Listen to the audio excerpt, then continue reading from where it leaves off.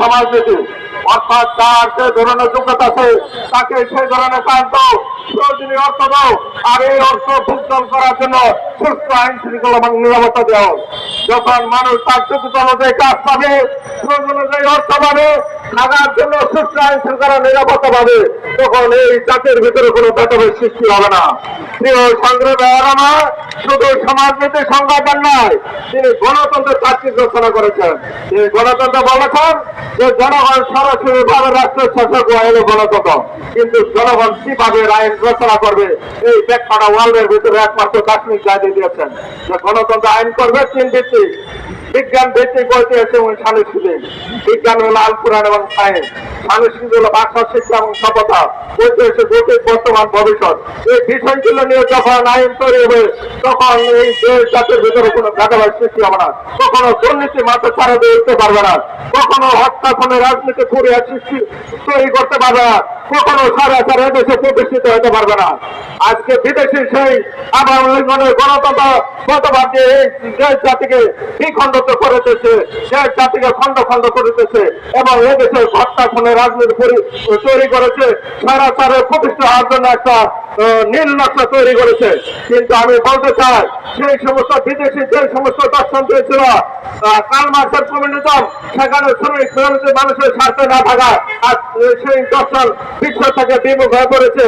তারপরে আপনার আব্রাহাম লিঙ্কনের গণতন্ত্র, আজকে শ্রমিক মেহনতি মানুষের সেখানে স্বার্থে না থাকা, সেই সমস্ত দর্শন বিশ্ব থেকে বিমুখ হয়ে পড়েছে। ঠিক সেই মুহূর্তে আমাদের সেই মহান আধ্যাত্মিক জননেতা দার্শনিক জাতির সত্য দর্শন, সমাজনীতি এবং গণতন্ত্র বিকাশ লাভ করেছে। এই জন্য আমি বলতে চাই যে আমাদের ছেলে হবে, সেই ছেলে করে কথা না বড় হয়ে কাজে বড় হবে, মুখে আসে বোঝাবো চেষ্টা বরাবর। প্রিয় সংগ্রামী বরাবর দার্শনিক জাতির সেই সত্য দর্শন, সমাজনীতি এবং গণতন্ত্র যদি আপনারা সুপ্রতিষ্ঠিত করতে চান, তাহলে দার্শনিক জাতির হাতকে শক্তিশালী করতে হবে। এদেশ থেকে যদি বিদেশি দালাল হাঁটাতে চান, তাহলে দার্শনিক জাতির সত্য দর্শন সমাজনীতিকে সুপ্রতিষ্ঠিত করতে হবে এবং দার্শনিক জাতির হাতকে শক্তিশালী করতে হবে। কারণ একটি মাত্র লিডার যিনি এদেশের কৃষক, শ্রমিক, মেহনতি মানুষের মুক্তির জন্য সংগ্রাম করছেন এবং এদেশের স্বাধীনতা সার্বভৌমত্বকে ফিরিয়ে দেওয়ার জন্য সংগ্রাম করছেন, তিনি ক্ষমতা দেওয়ার জন্য আন্দোলন করেন নাই, সংগ্রাম করেন নাই, এখানে সমাবেশ করেন নাই।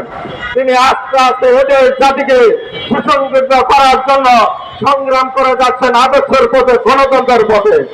কারণ দার্শনিক জাতির 1978 সাল পাকমান পিপলস পার্টি প্রতিষ্ঠা করার পর থেকে আজ পর্যন্ত এদেশে কোন প্রশাসন, কোন গোয়েন্দা বিভাগ জানতে পারবে না যে দার্শনিক জাতির নেতৃত্বে তার পাকমান পিপলস পার্টির কোন নেতা করবে এদেশে জ্বালাও পুরাও ভাঙচুর আন্দোলন করেছে, মানুষকে হত্যা করেছে এবং কোন একটা ভারতীয় দালালদেরকে সমর্থন করেছে। কিন্তু দার্শনিক জাতি বরাবরই বলে আসছে যে অন্যায় করে এবং অন্যায়কে সমর্থন করে সমান অপরাধী। তাই দার্শনিক জাতি কখনো কোন দুর্নীতিবাদদেরকে সমর্থন করে নাই, কোন বিদেশি দালালদেরকে তিনি সমর্থন করেন। তিনি এককভাবে সংগ্রাম করে যাচ্ছেন।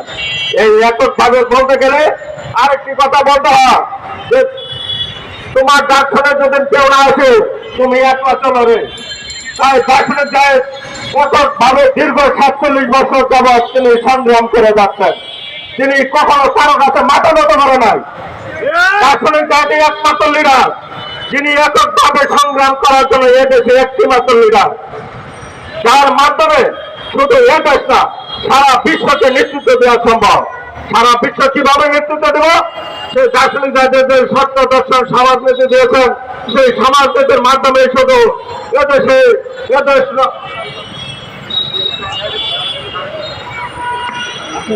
আবার কারণ দিচ্ছিল কারণের